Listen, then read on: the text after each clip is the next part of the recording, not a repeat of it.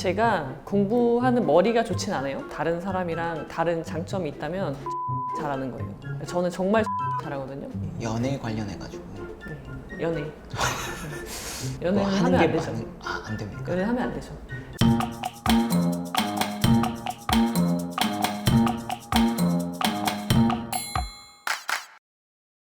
네, 안녕하세요. 기억력 매거진 구독자 여러분.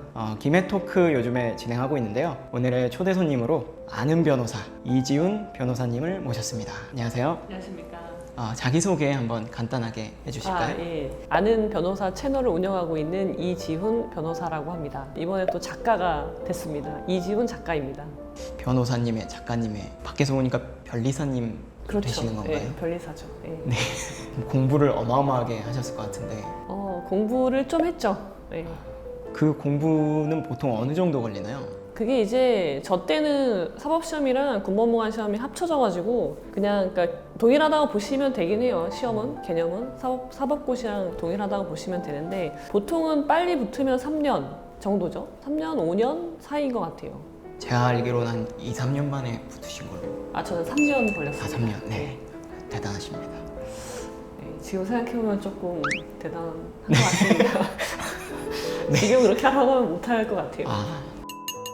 변호사님 원래 공부를 잘하셔가지고 이제 변호사가 돼야겠다 이렇게 생각하신 건지 아니면 다른 계기가 있습니까? 학창 시절에 공부를 잘하는 학생은 아니었고 처음에 이제 수능 봐서 대학을 가는데 저는 이제 숙명여자대학교를 갔습니다. 그때를 가고 나서 거기서 저는 좀 늦게 저의 적성 그런 걸 알게 된 타입이었어요. 그래서 법학을 부전공으로 이제 하게 됐는데 법학을 공부하면서 이게 되게 흥미로운 학문이구나 그런 걸 느꼈고 그러면은 법학을 좀 해보자. 그래서 이제 그때 고대 법대로 편입을 하면서부터 이제 법학, 법조인 그런 거에 대한 이제 꿈을 키우게 됐던 거죠. 그럼 뭔가 이제 좀 학창 시절부터 두각을 공부로 나타내신 분은 아닙니다. 물론 동네에서 공부는 잘 했는데요. 네.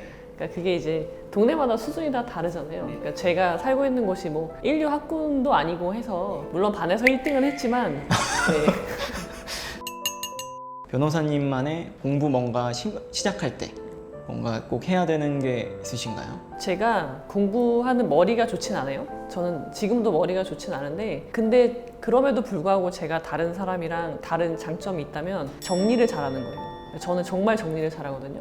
중고등학교 때도 학생들이, 그러니까 친구들이 제 노트를 빌려갔어요. 빌려가면 너무 감탄을 할 정도로 정리를 한 거죠. 저는 그때 뭐 그러니까는 이 정도는 하지 않나?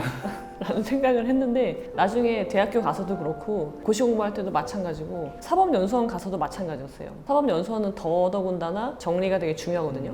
그 시험을 보려면 내가 되게 정리를 잘하는구나 라는 걸 느꼈거든요. 그래서 공부는요 머리로 하는 게 아니라요 머리 좋은 사람이 공부 잘하는 게 아니라 정리를 잘하는 사람이 공부를 잘하는 겁니다.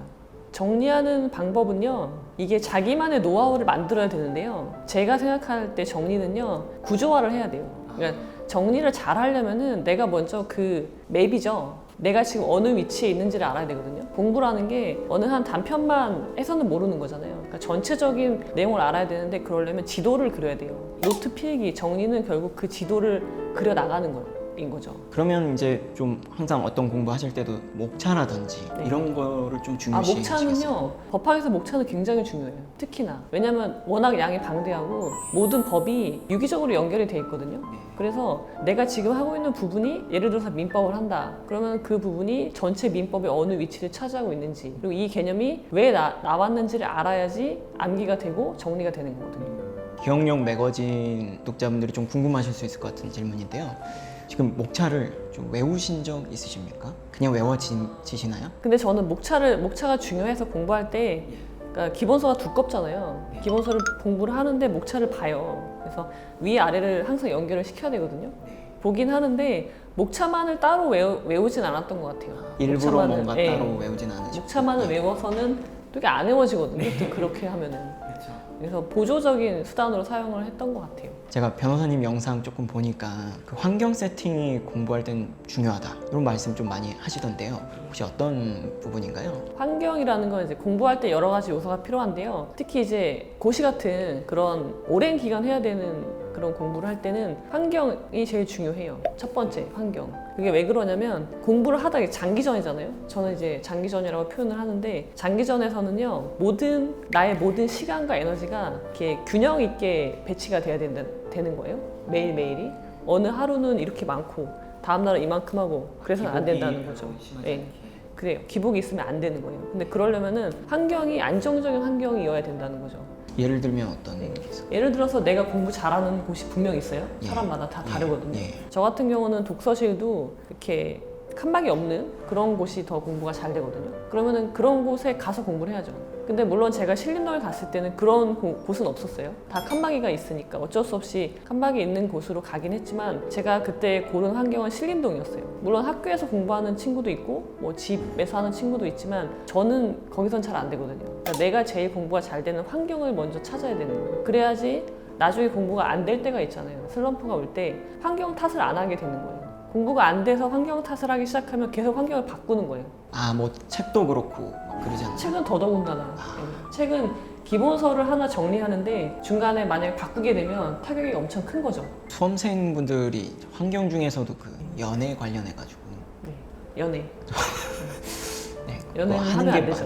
안 됩니까? 연애를 하면 안 되죠. 연애를 하겠다는 건 공부를 안 하겠다는 얘기죠. 저는 동의어로 보거든요. 그 일탈이 있어야 돼요. 근데 이게 365일 공부할 수 없잖아요. 그러니까는 주말에는 확실히 쉬어야 되는 거죠. 괜히 주중에 공부 잘 안 하고 열심히 안 한 친구들이 가끔 주말에도 공부하겠다라고 신림동에 남아서 공부를 하지만 공부를 못 하죠. 안 되죠, 공부가. 그리고 그 다음 주 공부도 망치게 되는 거죠. 장기적으로 하니까 거의 뭐 돌을 닦는 기분으로 그냥 기복 없이 그렇죠. 쭉 돌을 가야. 닦죠. 그래서 끊어줘야 돼요. 하루하루를 끊어야 돼요. 근데 그렇게 계속 하다 보니까 지치기도 하고 솔직히 사람인지라 그렇죠. 재미도 없어지고 또 새로움이 그렇죠. 없으면 이게 머리에 안 남잖아요. 그렇죠. 약간 자극이 없으니까. 그럴 때 약간 스스로 동기부여를 어떤 식으로 하셨는지 또 어떻게 하는 게 좋은지. 동기부여는 솔직히 공부를 시작하기 전에 되어 있어야 되긴 해요. 내가 이걸 왜 하는지에 대해서 확실하게 그게 안 되어 있으면 이제 고난의 길이죠. 공부하는 매 순간순간이. 뭐 예를 들어서 내가 이 길이 아닌갑다 혼자 그렇죠. 의심하게 되고 네. 공부해야 될 시간에 그렇죠. 네 그러면은 법조인이 되어야겠다라는 사명이랄까 뭔가 목표랄까 그런 것들을 일단 확실하게 흔들리지 않게끔 정해놓고 시작을 하셨겠네요. 제가 처음에 신림동에 갈 때는요. 그런 마음이 있었죠. 법조인이 되겠다는 그런 생각이 강했고, 그러니까 제가 그 법학을 하겠다고 생각을 한 게 법학이 가장 실용적인 학문이라고 생각을 했어요. 저는 뭐 학자의 길은 별로 걷고 싶지 않았기 때문에 학문을 한다면 가장 실용적인 거, 그건 법학이다. 그럼 법학을 한다면 당연히 법조인을 해야지 그거를 실용적으로 써먹을 수 있는 거죠. 아, 그럼 확신이 좀 없을 때 어떻게 해야 되나? 그냥 안 하는 게 맞는 건가요? 이게 우리가 살다 보면요, 잘 포기하는 법도 알아야 되거든요. 이렇게 가끔 이제 상담을 할 때 법률 상담도 하지만 그런 공부 상담도 해요. 이렇게 쭉 들어보면은 공부를 하기 싫어요. 아, 사실은 하기 싫은 거예요. 사실은 네. 네. 근데 하고 있는 거예요, 나는. 그러면서 시간과 돈과 내 에너지를 거기다 낭비하고 있는 거거든요. 근데 그분은, 그러니까 모든 사람이 공부를 할 필요는 없다는 거예요, 제 생각에. 근데 내가 과연 공부가 내 적성에 맞는지 모르잖아요. 그래서 제가 쓴 그 책은요, 공부에 필요한 7가지 요소를 써놨어요. 그래서 그렇게 해서 해보라는 거죠. 근데 아니잖아요. 그러면 빨리 포기해야 된다는 겁니다. 공부도 어떻게 보면은 우리가 쉽게 접할 수 있어서 그렇지 운동이나 이런 것도 그렇죠. 재능이 했는데, 있어야 돼요. 예, 안 네. 되면 빨리 포기하는 게 나을 수도 있겠네요. 근데 여기서 재능은 머리가 좋은 건 아니에요. 절대. 공부는 스킬이기 때문에 내가 머리가 나빠서 어떤 시험에 못 붙는 건 절대 아니라는 거죠. 공부는 기술이다. 기술인데 그 기술을 그러면은 변호사님은 네.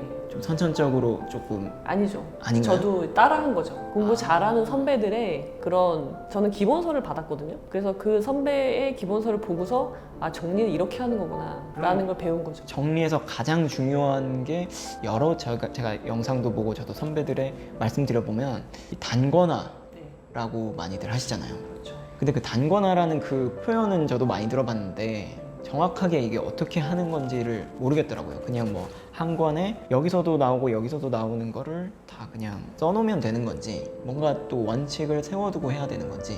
원칙이 있죠. 원칙이 있고 단권화라는 거는 결국은 내 시간을 줄이는 거거든요. 예를 들어서 그러니까 민법이에요. 민법을 보는데 목표는 시험 전날 민법을 1회독을 하는 거죠.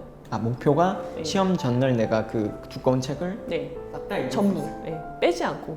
그러니까 물론 이제 중요도가 다른 부분이 있겠지만 시험에 나올 것만 빼서 공부하는 게 아니라 그 민법 책을 전부를 시험 전날 보는 거니까 하루에 2과목씩 보잖아요. 그러니까 볼 수 있는 시간이 4-5시간밖에 안 되는 거예요. 그러니까 5시간 안에 한 과목을 다 보는 게 목표인 거거든요. 그러기 위해서 하는 게 단권한데 왜냐면 시간이 없잖아요. 이것저것 못 보잖아요. 그러니까 그 하나에 모든 게 다 들어있어야 되는 거예요. 그리고 그건 당연히 체계적으로 단권화가 되어 있어야 되겠죠. 갖다가 막 붙이기만 해서는 이게 더 암기가 더 안 되는 거죠. 그 체계적으로 정리할 때 가장 중요한 원칙이 하나 있다면은 어차피 이게 5시간 안에 그걸 다 봐야 되잖아요. 그러니까는 결국은요, 이걸 딱 보면은, 페이지를 보면은 그냥 거의 그냥 이렇게 천천히 넘기는 수준이에요. 5시간에 그걸 다 보려면요. 이미 다 알고 있는 수준이고 네, 당연히 그래야 되고요. 네, 당연히 그렇고 그 페이지를 보는 거는 예. 그러니까 목차를 보는 거죠. 목차를 보면 그 하부 내용이 생각이 나는 단계가 돼야 되는 거예요. 근데 그렇게 되려면 결국은 일단 외관상으로는